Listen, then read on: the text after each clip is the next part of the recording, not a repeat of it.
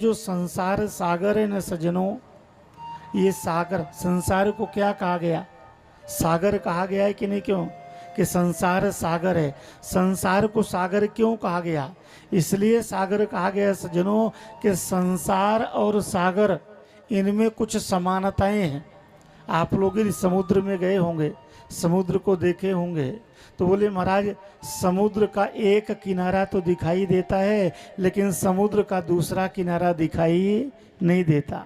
संसार का भी सज्जनों एक किनारा दिखाई देता है। कौन सा? बोले जन्म रूपी किनारा तो हर व्यक्ति को दिखाई देता, लेकिन दूसरा किनारा कौन सा है? बोले मृत्यु रूपी दूसरा जो किनारा है वो किसी को दिखाई नहीं देता।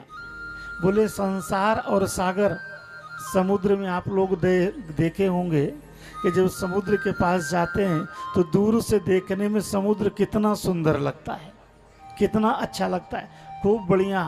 बोले समुद्र की लहरें उठती हैं, देख करके मन प्रसन्न हो जाता है।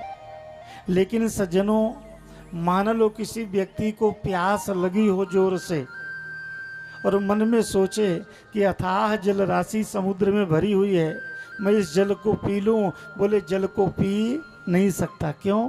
क्योंकि समुद्र का जल खारा है तो जल की अथाह राशि, इतना जल दिखाई दे रहा, समुद्र के जल से इतनी बड़ी बड़ी लहरें उठ रही, देखने में सुंदर लग रही, मनमोहक लग रही, लेकिन उस जल से व्यक्ति की प्यास नहीं बुझ पाएगी। उसी प्रकार ये संसार की स्थिति है सज्जनों। संसार भी देखने में तो बड़ा मनमोहक है, जिधर मन जाएगा उधर ही मन, बोले महाराज लगता है कि यहीं पर रम जाओ।